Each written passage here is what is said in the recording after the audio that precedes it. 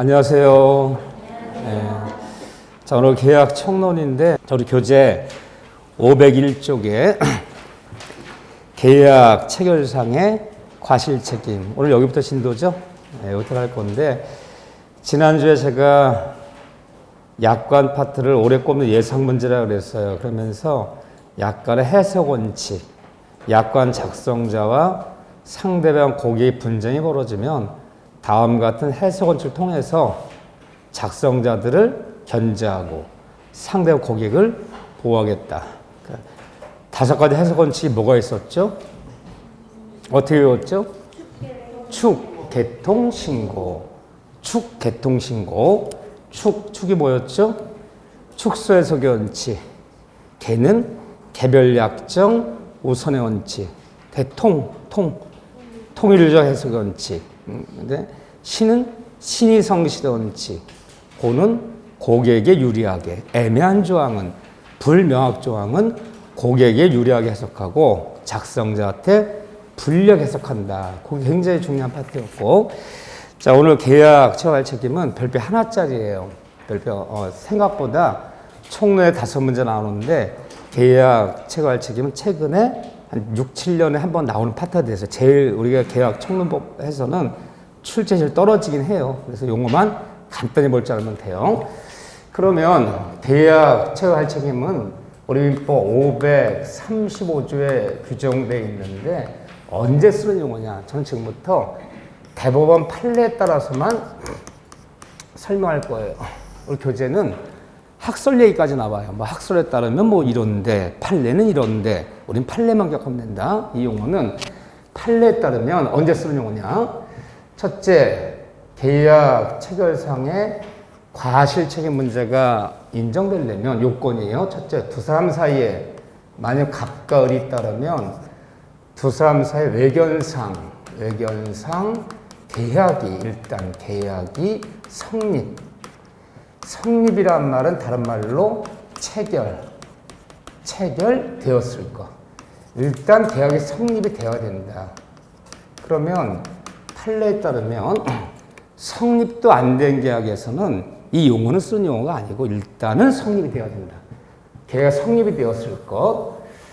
그럼 판례에 따르면 성립이 안 된 계약, 예를 들면 어떤 계약의 준비 과정이라 부르기도 하고요. 계약의 교섭 과정.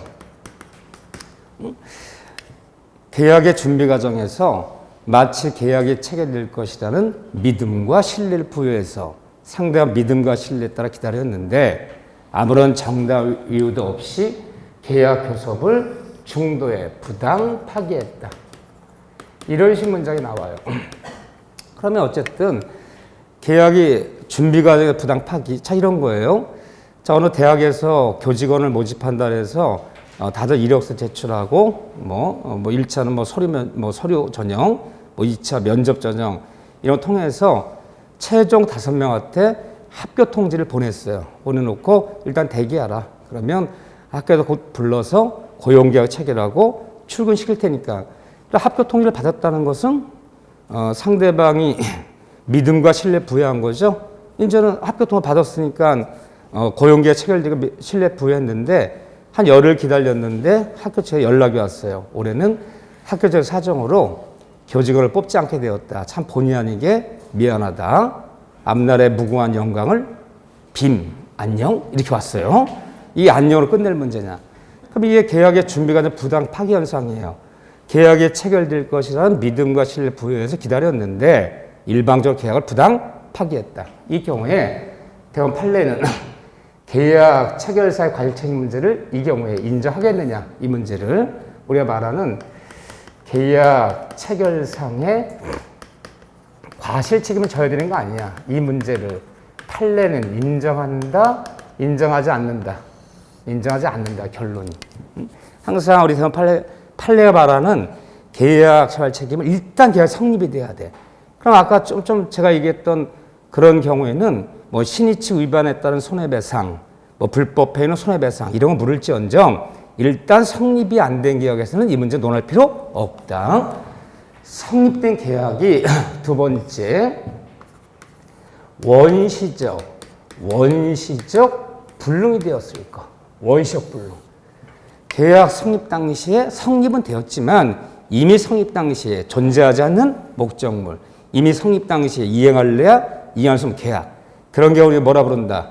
원시적 불능. 근데 우리는 원시적 불능은 뭐라 배웠어요? 원시적 불능은 무효이다. 그 계약 성립이 되었더라도 무효이다. 그러면 결론 났어요. 항상 시험장 가면 혹시 모르면 판례를 볼 거예요. 가로 딱 열고 판례 따라 골라라. 이게 나올 거예요.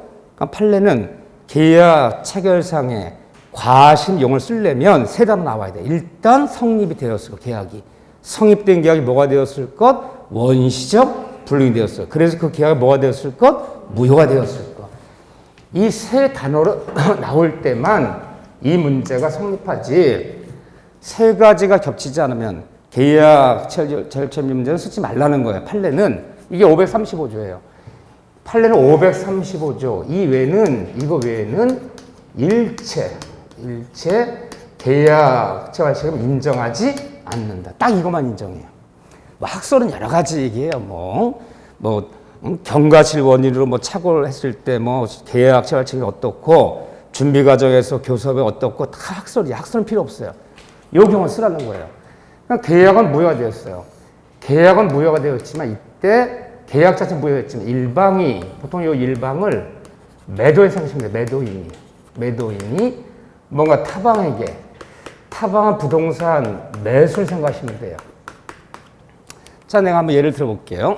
자, 총치해서 한번 예를 들은 건데 이런 건물이 한 채 있는데 두 사람이 매도인이 갑이에요. 갑과 을이 만나서 3월 2일 날 이 건물을 5개 사업 팔기로 매매 계약 체결했어요. 3월 1일 날 만나 체결한 거예요. 자, 매매 계약 체결했어요. 도장 찍었는데 사실 이 건물은 간밤에 언제죠? 3월 1일 어젯밤에 화재로 인해서 전부 소실된 펜션이에요. 그러면 일단 계약은 성립됐지만 계약 성립 당시에 이미 존재하지 않아요. 존재하지 않는 목적물. 우리 이런 계약 무슨 계약이라 부른다? 원시적 불능. 이 계약은 유효다, 무효다? 무효이지만 계약 자체는 무효지만 이때 매도인이 매수인에게 뭔가 책임은 져줘야 된다. 있지도 않은 건물을 판다고 하는 바람에 3월 2일 날 매수인이 하루 일 못했죠. 여러 가지 교통비 썼죠. 잡비 깨졌죠. 이런 거 물어줘야 되는 거 아니냐. 이때 매도인이 매수인에 물어주는 책임을 우리는 뭐라 부른다? 법률용어로 계약 체결상의 과실 책임 진다 불러요. 이때 쓰는 용어인데 이 책임을 지려면 무조건 매도인이 매수인한테 물어주는 건 아니고 이 경우에도 매도인 갑은 악이 또는 오할 또는 유가실일 것. 이걸 갖춰야 돼. 악이 또는 유가실일 것. 이 요건을 갖춰야 돼요. 악이라는 건 뭡니까? 알고 있었다. 매도인은 간밤에 불나서 없어진 건물을 이미 알고 있었어. 악이 또는 몰랐더라도 또는 유가실 뭔가 잘못이 있다는 거예요. 보통 부동산 매매하는 사람이 매매 계약서 쓰는 날 자기 건물이 존재하지 확인하지 않은 것은 유가실이에요. 유가실이 있을 거. 그리고 타방, 을이죠. 매수인은 선이 그리고 무과실일 거. 이거 갖춰줘야 돼요. 근데 매수인 만약에 선이 무과실이 아니라면 비록 원시적 불능되어서 무효했더라도 매도인은 매수인에게 계약 체결상의 과실責지지 않는다. 매수인은 뭘 갖추는가? 선이 그리고 무과실일 거. 이거 갖춰줘야 돼요. 그런데 이런 분쟁이 벌어졌을 때 타방, 매수인, 을의 선이 무과실은 추정해 준다는 거. 추정한단 말이 뭐죠? 매수인, 을이 판사님 저는요 3월 2일 날 계약 맺는 날 어젯밤에 불나서 이미 없어진 건물임을 저 몰랐습니다. 저 선입니다. 그리고 저 아무런 잘못이 없습니다를 스스로 입증할 필요가 있다 없다? 없다.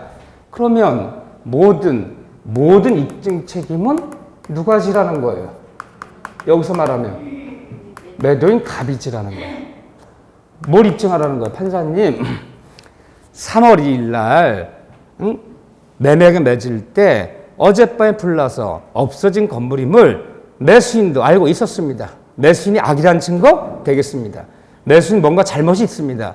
얘 잘못이라는 증거 되겠습니다를 매도인 입증했어. 입증내면 이 계약 체결할 책임을 면하는 거야. 입증 못 해내면요, 무조건 책임을 져야 되는 거죠. 입증 책임 누가 진다? 매도인이 갑이 진다. 추정 가만히 있는 거죠. 그래서 입증 못 해냈어. 그렇다면 이 책임을 지는데, 그러면 이때 계약 체결상에 과실책임 진다면 매도인은 매수인에게 어디까지 손해배상의 범위는 어디까지냐? 그러면 손해배상의 범위는 결국은 이 계약 체결 과실책임 지는 것이 매도인이 매수했던 뭔가 손해배상 진다는 거, 손해배상 책임진다는 거예요. 그럼 어디까지 책임을 질 것이냐?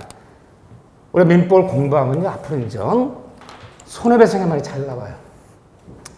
잘못이 있는 사람은 잘못이 없는 사람한테 뭔가 손해배상을 지는 거야. 손해배상을 지면 어디까지 질 것이냐? 항상 민법은 손해배상 범위는 항상 둘 중에 하나예요. 항상 용어가. 하나는 실례배상이라는 게 있어. 뭔가 손해배상한다고 둘 중에 하나를 물어주는 거예요. 실례이익을 배상하는 거 아니면 이행이익 배상이라고 해요. 이행이익. 항상 둘 중에 하나를 물어주는 거예요. 민법에서는 실례배상이냐 이행이익 배상이냐. 그럼 실례이익이 뭐냐? 실례이익은 꼭 이런 단어가 나와요.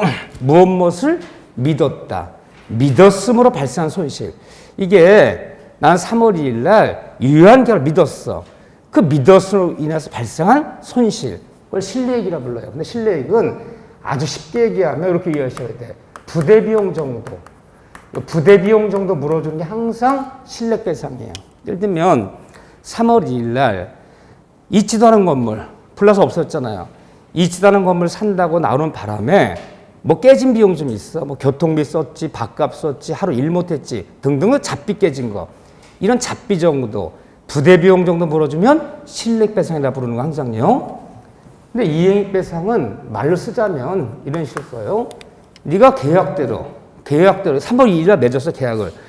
계약 맺은 대로 네가 이행했다면, 네가 계약대로 이행했다면 남겼을 모든 이익을 물어달라. 모든 이익. 신기해서 이행이익은 전손해배상이라는 말 잘 써요. 전손해배상. 이런 단어 잘 써요. 그럼 뭘까지 물어달라는 거냐? 이 경우에 이 건물 매매계약 사건이 3월 2일날 불러서 없어진 건물, 이 경우에 부동산 전매 차익이요. 이 전매 차익까지도 모두 물어달라 그러면 이행배상이나 부르는 거예요. 나는 네 건물을 3억에 매입해서 4억에 팔 수 있었어. 전매 차익 1억까지 다 물어내. 전매 차익 1억 다 물어내. 그러면 이행배상이나 부르는 거예요. 부대비용 정도 물어주면 실례배상. 부동산 전매 차익까지도 모두 다 물어달라 그러면 이행배상이야. 그러면 보통 사회생활 할 때 액수가 이게 큽니까? 실례이익이 큽니까? 이행이 큽니까? 액수가 보통 이게 크겠죠. 보통은. 그런데 계약이 일단 성립이 되었는데 성립된 계약이 원시효불능이 되어서 무효되었을 때 매도인이 매수한테 지는 책임을 계약 체결상의 과실책임 진다라 부르는데, 이때 손해배상 범위는 뭘 걸쳐 원칙이냐? 그럼 계약 체결 과실책임은 대원칙은 실례배상이다. 이걸 물어주는 게 원칙이에요. 이익배상이 아니다. 액수가 좀 작은 거죠? 실례배상을 원칙으로 한다. 그런데 이게 원칙인데 액수가 보통 이게 크고 이게 작아요. 근데 예외적으로 이 실례배상이 원칙이나 예외적으로 이행이익이 실례액보다 액수가 더 이게 적을 때는, 참 드문 예지만 이런 일이 생겼다는 거야. 뭐 부대비용이 뭐 측량비용 뭐 중개 수수료 등등 해서 이게 한 500 들어갔어. 어떻게 한 500만 들어갔는데 뭐 중간에 뭐 IMF 터지는 바람에 중간에 뭐 이렇게 경제가 안 좋아지면서 부동 가격이 좀 많이 떨어졌어. 그래서 약속한 날에 잔금 치는 날에 이행했더라도 뭐 이행이익은 뭐 전매 차익 한 100만 원 정도밖에 안 돼. 예를 들면 원칙은 액수가 이게 좀 크고 이게 작아야 되는데 예외적으로 이행이익이 실례액보다 더 적을 때는 이때 얼마 물어줘라? 적은 이행이익 범위 내에서 100만 원 범위 내에서만 실내익을 배상한다. 이때 얼마 불어줘라? 100만 원. 그러니까 말을 정리합시다. 계약 체결사의 과실 책임은 실내익 배상의 원칙이다. 부대비용 정도 물어주는 게 원칙인데 예외적으로 이행이익이 실내익보다 더 적을 때는 적은 이행이익을 배상한다. 이때 얼마 물어줘라? 100만 원을 배상한다. 이거 말을 쓸 줄 알아야 돼요. 실내익 배상이 원칙이나 이행이익이 실내익보다 더 적을 때는 적은 이행이 100만 원 범위 내에서만 배상한다. 이렇게 들어가는 거예요. 끝이에요, 끝. 그럼 여러분들이 요거만 볼 줄 알았는데 요건이요. 그럼 이제 교재 보면 자 보세요. 그럼 요 얘기가 어디 나와 있냐면 여러분들 502페이지 502페이지에 맨 밑에 2번 성립 요건 별표 하나 성립 요건 요거만 볼 줄 알면 돼. 이거에서 안 물어요. 기출문제 기본 강의에서 여기까지만 알면 어쩌다 6, 7년에 한번 나오는 파트인데 요 정도 수준 묻지 너무 어려운 거 묻지는 않는다. 그래서 지금까지 1회 때부터 지금까지 딱 3번 나왔어요. 계약 체결 책임은. 최근에 나온 것은 아마 25회 때인가 한번 나왔을 거예요. 그렇지만 이렇게 출제가 많지는 않은데 용어의 뜻을 정확히 알아야 된다는 거예요. 언제 쓰는 용어인가, 언제. 예. 자, 그런 다음에, 그 다음에 어디를 볼 거냐면요. 어디를 피시냐면 먼저 519쪽을 펴보세요. 우연부담.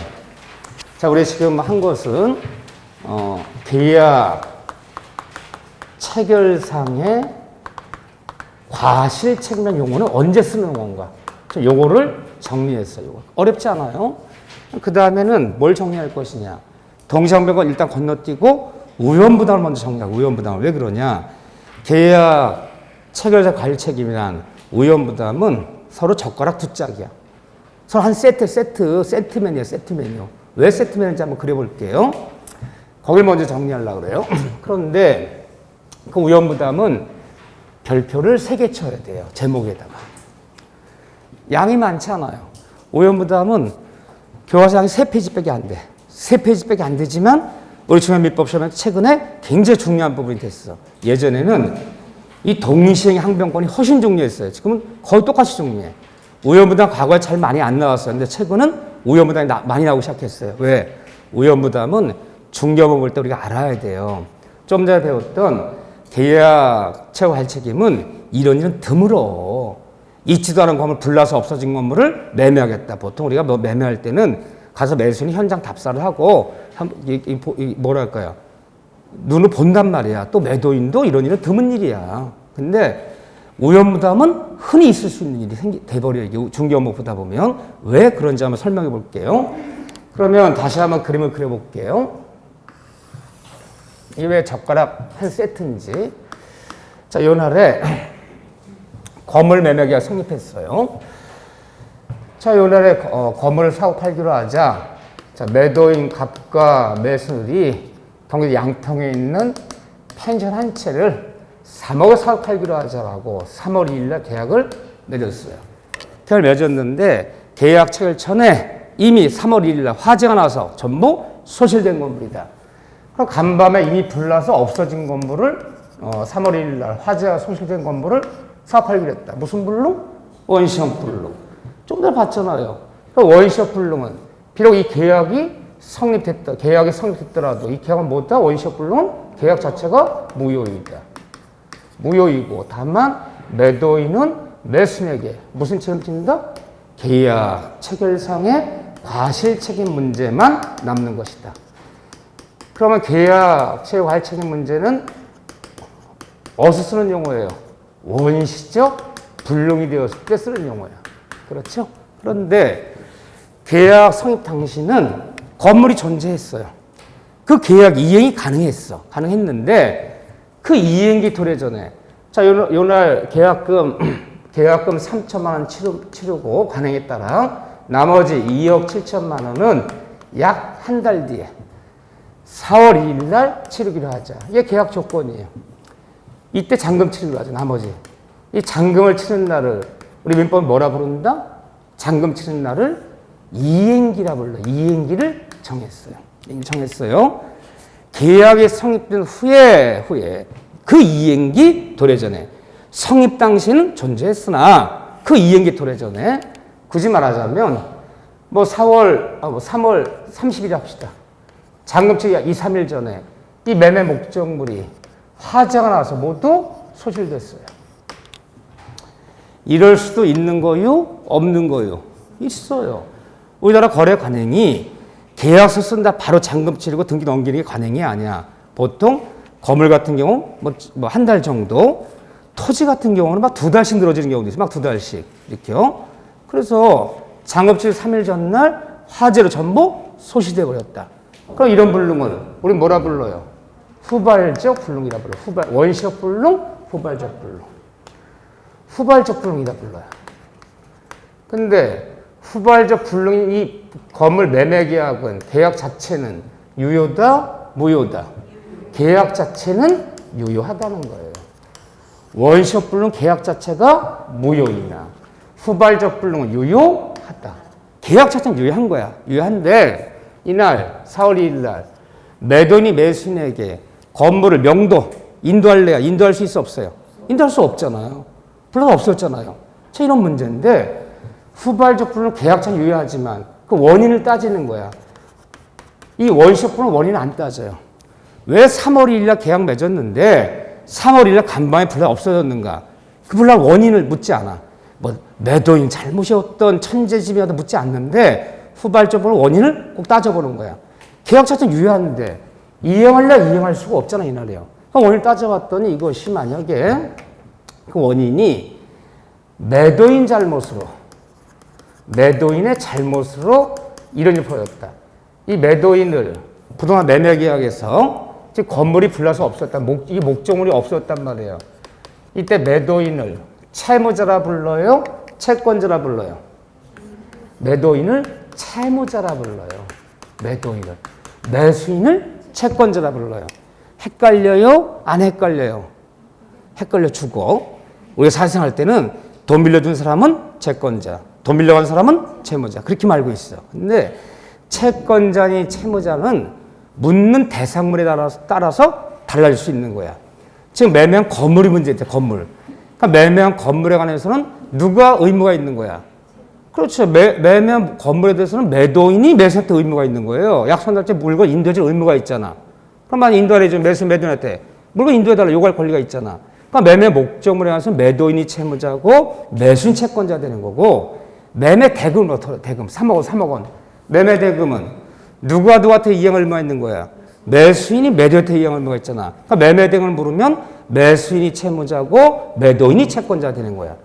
아, 채무자, 채권자 별거 아니잖아요. 뭔가 이행할 의무가 있으면 채무자. 이해가 요구할 권리가 있으면 채권자. 매매 목적물은 매도인이 매수인한테 이행할 의무가 있잖아요. 그럼 매도인이 채무자. 지금 매명 건물이 문제됐어요. 매매 대금 3억 원이 문제됐어요. 매매 건물이 문제됐잖아. 그 건물에 관해서는 매도인 채무자야. 매도인 지잘못으로 불을 냈더라. 장거박이 3일 전날 부부싸움 했어요. 3일 전날. 이제 부부싸움만 못 찾는다? 휘발유 찾아, 휘발유. 불 확 싸질러 그냥 끝내지, 그냥. 그러다 어떻게 돼? 휘발유 뿌려버렸어, 그냥. 홧김에. 매도인 지잘못으로 불을 냈다는 거야. 이거는 뭐의 문제나? 걔가 유효한데, 이행할래 이행할 수가 없잖아요. 이거는, 이행 불능에 따른 채무 불이행 문제 나온 거야, 채무 불이행. 채무 불이행이란 말이 뭐예요, 도대체가? 아, 그럼 안 쓰려고 하는데, 채무 불이행. 계약 위반을 채무 불이행이라 부르는 거예요. 근데 여러분들 시험 문제 풀 때 계약 위반에 따른 이런 용어는 안 나와. 뭔가 계약을 맺었는데 계약을 이행하지 못하더라. 계약 위반이 되더라. 그럼 채무 불이행 책임을 져야 돼. 그냥 유효한데 명도할래 명도할 수 없게 만들었잖아요. 그럼 이행 불능에 따른 채무 불이행 책임을 지는 거야. 이걸 지기 때문에 받았던 계약금 돌려주고 일체 손해배상을 다 받아야 되는 거 이렇게요.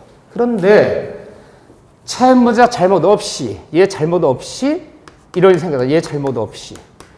매도인 잘못 없이 이런 일이 벌어졌다는 거. 매도인 잘못 없이 불난 원인이, 후발적 원인이. 그러면 이런 게 뭐가 있을까요? 천재지변이요. 하필이면 이행기 3일 전날, 장기 3일 전날 벼락을 맞았어. 벼락 맞았어요. 지진 나갖고 경주에 있는 건물인데 장부시 3일 전날 지진 나서 무너졌어요. 천재지변 또는 제3자의 과실로 이런 벌어졌어요. 이런 일이. 자, 예를 들면 빌라 연립을 한 채 매매해서 전월치 계약금 받고 요날 잔금 받기로 했는데 잔금 받기 이틀 전날 옆집에서 불이 옮겨 붙었어요. 매매한 그 건물로 빌라로 그 연립으로 매도인 잘못이 아니잖아요. 우리 이런 문제 벌어졌을 때를 뭐라 부른다? 위험 부담의 문제라고 부른다. 나눠지는 거예요. 후발적 불응의 원인이 천재지변이나 삼자의 과실로 후발적 불응됐을 때는 위험 부담 문제로, 매도인 지잘못으로 이런 일이 벌어졌을 때는 이행 불능에 따른 채무 불이행 채무 문제로 넘어가는 거예요. 근데 위험 부담이란 말 뜻이 뭐다? 제가 기초할 때 했는데 위험 부담 말 뜻은 1번씩 한자 용어예요, 이게. 근데 위험 부담 말 뜻은 어떤 손해를, 어떤 손해를 누가 감수할 것이냐. 모든 손해를 누가 볼 것이냐.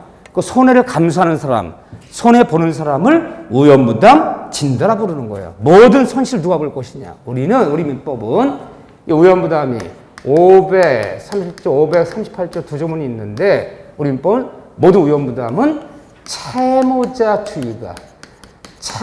주의를 대원칙 삼는다. 그럼 채무자라면 누굴 얘기하는 거예요? 매도인. 모든 손실 다 누가 봐라?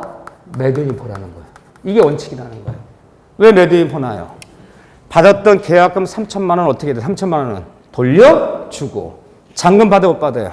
잔금은 못 받고, 불나서 없어진 모든 손해는 다 누가 감수해라? 매도인이 짓는다.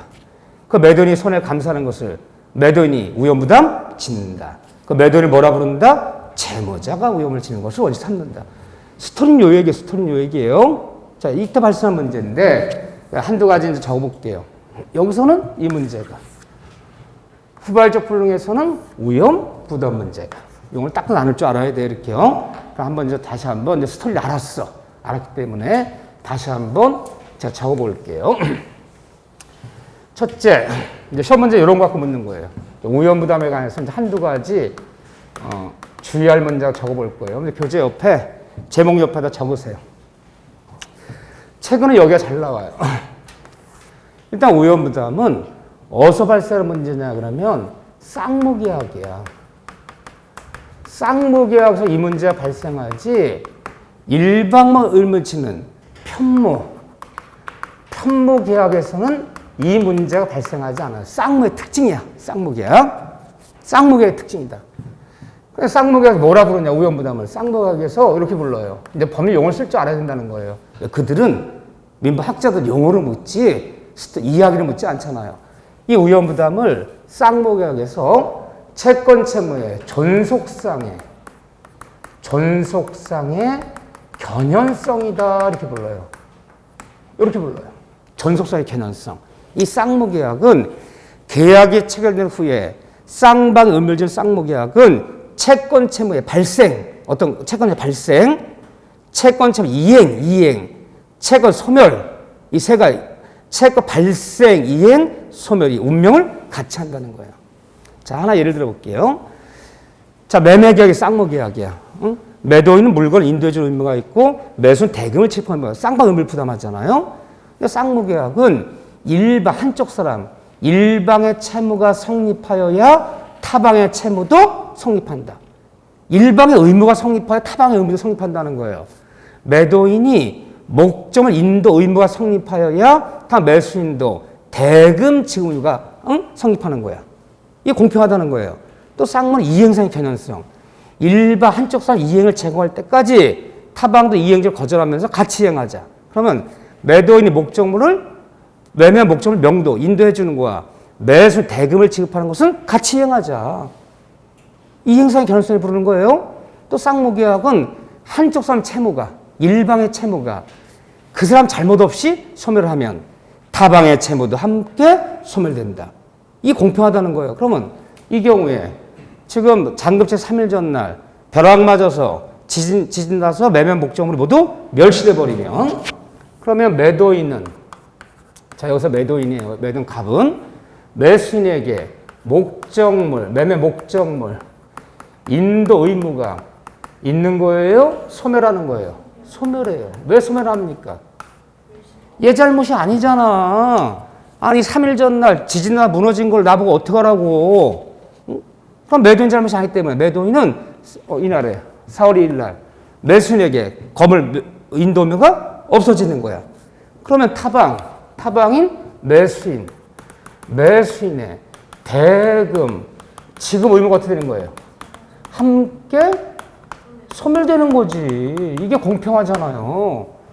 쌍무계약에서 한쪽 사람이 자기 잘못 없이 의무가 소멸하면 타방의 매수인도 함께 의무가 함께 소멸되는 거야. 그래서 매수인도 대금자 함께 소멸된다. 요거를 존속상의 개연성이다 또는 소멸상의 개연성이라 불러요. 그러면 우리는 모든 손실을 누가 보는 것이 원칙이다? 매도인 채무자직 원칙이에요. 그럼 한번 해볼게요. 이 경우에 쌍방의 잘못 천재지변 등으로 계약이 성립한 후에 매매 목적물이 멸시했을 때 매도인은 목적을 인도하지 않고도 대금 지급을 청구할 수 있다면 맞는 거 틀리는 거예요? 틀리는 거지. 잔금 지급 요구할 수 있다면 틀리는 거죠. 매도인도 목적 인도묘가 소멸하지만 타방의 매수인도 대금지 함께 소멸되기 때문에 매도인은 매수인에게 잔금 지급을 요구할 수 없다 그래야지. 그리고 모든 손해는 다 매도인 네가 져야지. 그렇죠? 이걸 이렇게 부르는 거예요. 그럼 말로 표현해 볼게요. 말로 쓸 줄 알아야 돼. 그들은 말로 물어 글로요. 이때 일방의 매도인이죠. 일방의 채무가 소멸하면 타방 이게 매수인이야. 타방의 채무도 함께 소멸되는 것이다. 매수인도 대금 지급과 함께 소멸되는 것이다. 여기 들어가요. 네 번째, 이때 부당이득 반환 의무는 발생한다. 부당 반환은 발생한다. 요 지문이 나오면 맞는 거예요. 무슨 말이냐? 계약금 3천만 원 받은 게 있잖아. 받은 계약금 어떻게 하고? 돌려줘야지. 받은 것은 돌려주는 문제. 부당 반환 문제는 벌어지는 거야. 받은 건 돌려줘야 돼. 이때 매수인은 배액상 해달라. 아니 내가 3천 지급했으면 매매 목적물이 지금 없어져서 목적 인도 못한다면 배액상 해야 되는 거 아니니? 라고 타방 매수인은 배액상환 요구하는 거예요? 아니면 준대가 만든 거예요? 갑자기 헷갈리네 또 마음이. 매수인이 그래 그러면 계약이 어쨌든 이행되지 않으니까 배액상환 해야 되는 거 아니냐. 계약서 말미에 뭐라 적었냐. 받은 사람이 이행치 못하면 배액을 상환한다. 넣지 않았느냐. 라고 얘기하면서 6천 달래요. 6천 돌려주는 거예요? 3천만 주는 거예요? 3천만 주는 거예요. 이건 매도인 잘못이 아니잖아. 우리가 계약 위반이니 채 불행이 하는 것은 매도인 지 잘못이 있을 때 배액상환 요구하는 거지. 천재지변으로 이런 일이 벌어지면 받은 데만 돌려주면 되는 거지. 배액상환 요구하는 거 아니다. 받은 것은 돌려줘야 돼. 부당반환이에요. 이건 있어요. 그런데 우연부담 문제 풀 때 누가 누구한테 손해배상을 청구한다. 자, 여러분들이 이건 사례 문제 나와요. 읽으면 다 알아. 건물을 매매했는데 매매한 건물이 전제지변으로 또 제3자 과실로 전부 소실되었다. 우연부담 문제. 이때 우연부담에서 누가 누구한테 손해배상을 청구한다는 단어 있을까요? 없을까요? 이 단어가 없어요. 절대. 꼭 기억하셔야 돼. 누구 잘못이 없잖아. 벼락 맞고 지진 나는 게 매도인 잘못도 아니고 매수인 잘못도 아니잖아요. 누가 모든 손해를 감수할 것이냐. 모든 손해를 누가 볼 것이냐. 이 문제 있을지언정 누가 누구한테 손해를 청구한다는 단어는 절대 없어요. 이 단어가. 없어요. 이때 3일 전날 천재지변 등으로 매매한 건물이 모두 소실돼 버리면 매수인 매매 쫓아가서 매매 계약을 해제하여 계약의 해제란 용어 쓰면 될까요? 안 될까요? 이런 용어는 없어요. 해제란 말은 계약을 일방적으로 파기하는 거야.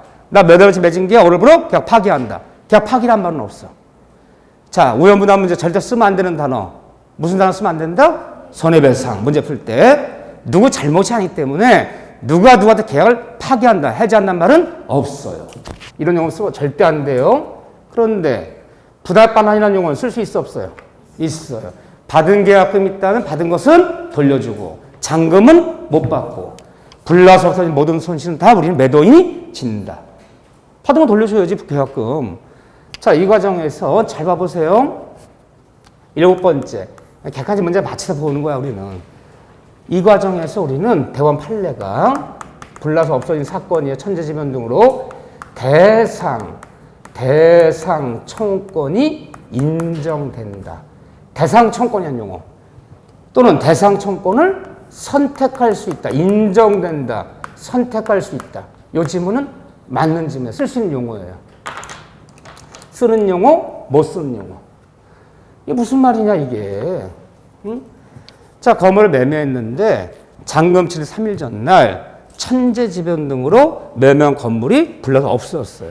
그런데 이게 화재보험에 가입돼서 화재보험금이 4원이 나온다는 거야. 매수인이 쫓아가서 난 이틀 뒤에 잔금 치를 테니까 화재보험금 청구권을 나에게 넘겨달라고 요구하면 매도인은 거절할 수 없다는 거야. 그럼 매수인은 우리가 배운 대로 치렀던 계약금 돌려받고 잔금 치를 필요 없고 이대로 끝내든가 아니면 나 잔금 치를 테니까 화재보험금 청구 나에게 넘겨달라. 이걸 선택하면 매도인은 거절할 수 없다. 그래서 대상청구냐 부르는 거예요. 건물 얘기를 하니까 좀 뜬금은 없지만 토지 얘기를 한번 해볼게요. 토지.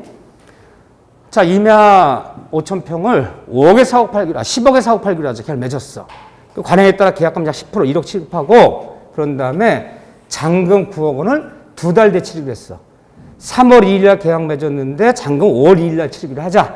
한 2달쯤 이렇게 잡았어요. 이렇게요. 근데 한 4월 15일쯤에 갑자기 국가에서 택지 무슨 지구가 뭐 어떻고 주택정가 어떻고 갑자기 뭐 3기 신도시가 어떻고 그러는데 갑자기 거기를 지정해버린 거야. 즉 4월 10일 수용이 떨어졌다는 거야. 수용이. 수용한 부동산을 매도인 매수할 때 인도할 수 있어 없어요? 수용은 원시취득이야. 서울 수용 관공서가 수용 보상을 지급한 순간 원시취득되기 때문에 수용한 부동산을 소유권 등기 넘길 수는 없잖아요. 매도인 잘못이야? 매도인 잘못이 아니에요. 그건 잘못이 아니잖아. 그럼 오해 문제로 넘어가는 거 이게. 오염부담. 그럼 토지 매수는 어떻게 하면 돼? 우리 배운 지식에 의하면 치렀던 계약금 중도금이 있다면 돌려받고 잔금은 치를 필요 없고 이대로 끝낼 수도 있고. 근데 가만히 생각하니까 그래요. 누가 그래 그게 급매물이야. 굉장히 급하게 나오는 매물이야. 시세는 아무 10몇 억 가는데 10억에 싸게 매진 거야. 수용보상금이 그래도 10몇 억은 나오지 않겠니? 그러니까 매수를 쫓아가서 나 약속한 날짜에 5월 2일 날 잔금 치른다. 잔금 치를 테니까 수용 보상 청구 나에게 넘겨달라 요구하면 매도인은 거절한다. 거절할 수 없다. 거절할 수 없다. 그걸 뭐라 부른다? 법률용어로 대상 청구권을 선택할 수도 있다. 누구는? 매수인. 그 얘기 어려운 얘기 아니야. 근데 뭐 우리가 중개업 보다 보면 이런 일이 없으란 법은 없어. 빌라 연립을 중개했는데 장치 며칠 전날 옆집에 불나서 둘이 옮겨 붙었더라. 토지를 매매 계약 맺었는데 뭐 중도금까지 해서 질질 끌어서 잔금치를 한 3개월 잡았는데 갑자기 산업단지로 지정되면서 수용이 된다더라. 이런 일이 있을 수 있잖아. 그러면 이거 선택할 수도 있다. 쓰는 용어 못 쓰는 용어. 자, 그런데 원래 모든 손실은 다 채무자주의야.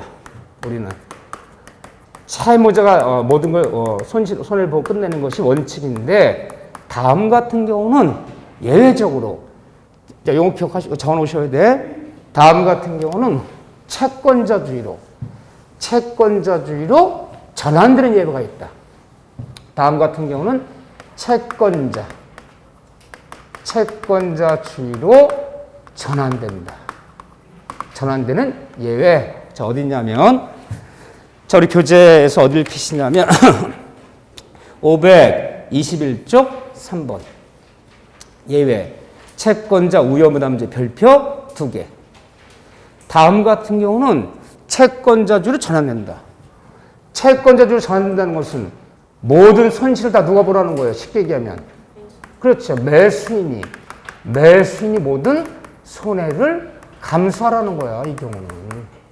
그렇죠. 원래는 채무자주인데. 자, 그러면 채권자주로 전환했다는 얘기가 뭐냐 구체적으로. 시험 문제 어떻게 나오냐 보세요. 매도인은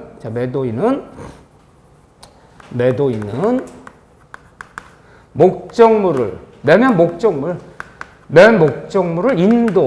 인도하지 않고도 매수인에게 쫓아가서 잔금 지급을, 대금 지급을 뭐 할 수 있다? 요구할 수 있다.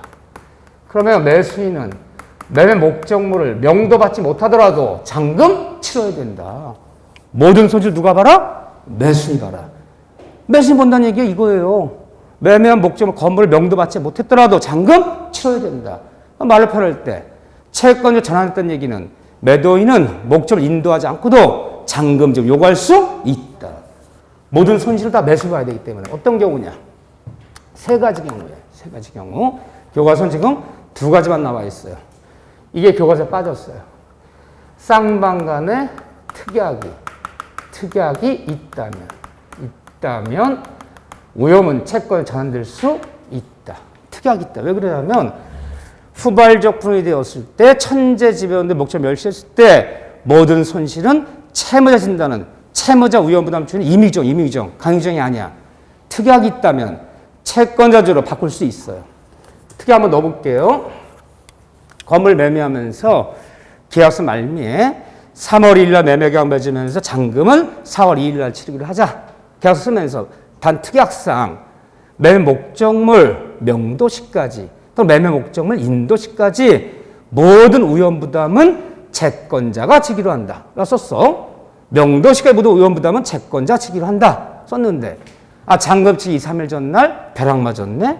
잔금치 2, 3일 전날 원인물 화재가 나와서 모두 소실됐네. 천재지변은 무너졌네. 그럼 매수인은 잔금 치러야 돼요? 안 치러야 돼요? 계약서에 뭐라 넣었어요? 명도시까지 모든 위험부담은 누가 지기로 한다? 채권자 지기로 한다. 특약이 있다면 위험이 전환되어서 설사 이런 일이 벌어져도 매수인에게 잔금 지급 요구할 수 있다. 전환됐기 때문에 그러면 부동산 매수인이 그런 특약을 넣으면 계약서에 넣으면 되겠어요? 안 되겠어요? 여러분들 매수인이냐면 넣으면 되겠어요? 안 되겠어요? 근데 왜 넣었어요? 몰라서 위험부담이라니 뭔지 채권자가 쟤를 얘기하는 건지 나를 얘기하는 건지 아무 생각 없이 그냥 이러고 읽어보고 도장 찍으시어요. 그랬더니 이 위험부담이 뭐지? 채권자가 누굴 얘기하는 거지? 물어봐요? 안 물어봐요? 쪽팔리니까 또 안 물어봐요. 대충 그런가 보다 하고 찍었는데 불났대. 잔금 치러야죠. 여기서 우리 대충은 교훈이 뭐라고? 교훈? 사람이 말로 하는 것은 증거가 안 남아. 그래서 판사는 모든 법적 분쟁이 벌어지면 물적 증거를 요구해. 남한테 물적 증거를 남기는 게 글로 쓰는 거야. 그럼 계약서 쓸 때는 글자 하나라도 마음에 걸리는 게 있거나 잘 이해가 안 되는 단어를 짚어야 돼. 이게 무슨 뜻입니까? 왜? 보통 우리가 계약 맺고 나서 별일이 생겨요? 별일이 안 생겨요? 별일이 안 생겨. 1000건 중에 999건은 다 그냥 별일 없이 가. 사람은 약속한 대로 약속 지켜요. 이렇게요. 계약서 안 써도 잔금 치르고 안 써도 물건 넘겨요. 이렇게요. 별일 생기려면요. 별거 아닌 것도 별일 생기려면 생길 수 있어. 그때 제일 중요한 건 글씨야. 글씨. 모든 위험부담은 명도시까지 채권자 지기로 한다. 썼잖아. 판사님 나 이거 무슨 뜻인지 몰랐습니다. 나 이거 그냥 아무 생각 찍은 겁니다. 판사 인정하겠어 그거? 잔금 치러야죠. 특약 있을 때.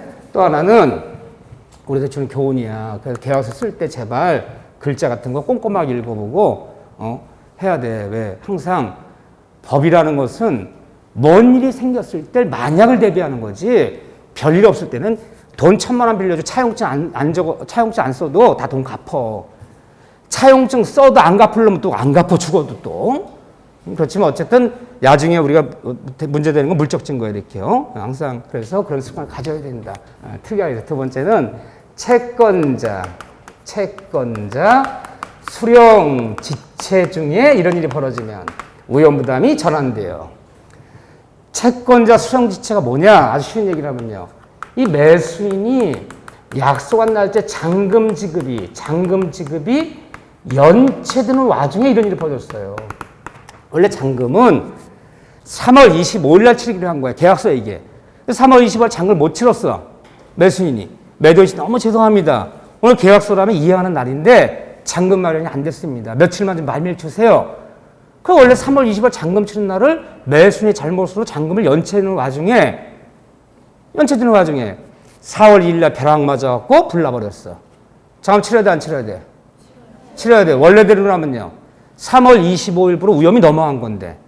매수인이 지 잘못으로 돈이 없어 잔금이 연체되는 와중에 천재지변 일이 벌어졌더라도 잔금을 치러야 되는 거야.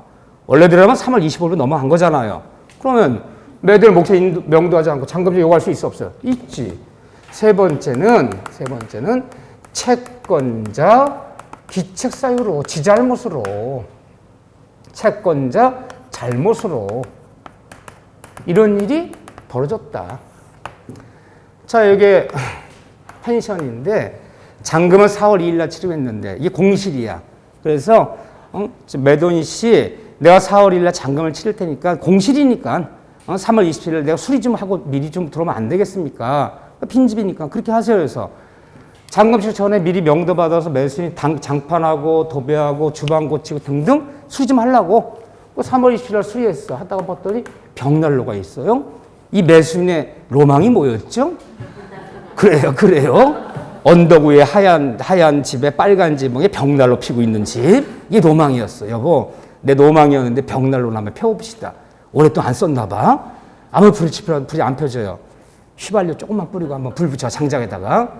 휘발유 뿌린 데에 신나 뿌렸어. 신나 뿌리고 불 싸지르고 왔어. 그냥 불 싸지르고 왔어요. 장 치러도 안 치러야 돼? 치러야죠. 지 잘못해서 불을 냈잖아, 지금. 뭐 논할 것도 없는 거야. 이 경우는 매도인은 목적을 명도하지 않고도 당연히 잔금지를 요구할 수 있다. 잔금 치러야 된다. 세 가지가 우연부담의 전환이죠. 됐어요. 그렇지만 어려운 얘기는 아니지만 저는 중개사면 이런 걸 해야 된다 보는 거야. 어쩌다 이런 일이 있을 수 있어. 매매한 토지가 며칠 전에 수용당했다. 명도자 옆에 불을 내서 매매한 빌라 펜션이 불이 옮겨 붙었다. 이거 어떻게 할 것이냐. 응? 이때 화재보험이 나온다면, 수용보상이 나온다면 나는 잔금 칠 테니까 그 대상청을 나에게 넘겨달라, 인도해달라 요구할 권리도 있다. 매수인은. 이해되죠? 하지만 누구한테 손해배상 청구할 일은 없어. 모든 손실 누가 감수할 것이냐 문제 있을지언정. 채무자냐? 매도인이냐? 매수인이냐? 이건 있어도 선생의 말이 없다. 누구한테 계약을 해지한다는 말이 없다. 또 이 우연부담 문제는 어디서 벌어집니다. 후발적 불로. 계약 체결된 건물이 존재했으나 막상 이행할 수 없는 계약. 후발적 불로에서 문제되는 것이다. 그렇죠? 뭐 어려운 게 뭐 있나? 여기 적은 거, 아까 적은 거. 100% 맞는 거예요. 오케이. 최근은 요 문제가 우연부담이 여기 지금 기출문제 표시된 게 별로 많지 않은 것 같은데 최근에 여기가 많이 나왔어요. 오히려 28, 29, 30, 31 4번 보면서 3번 나왔어요. 우연부담이. 이게. 다시 앞으로 넘어오세요. 넘어오시면 오늘 수업의 하이라이트. 동시행의 항변 500쪽 보세요. 동시항변권. 오늘 저 만난 오늘 수업의 하이라이트다. 내가 하이라이트 그러면 긴장하셔야 돼. 무지하게 어렵다는 거야. 볼 것도 많고. 자, 여기는 10분 쉬었다가 동시항변 들어갈 거예요. 동시항변권.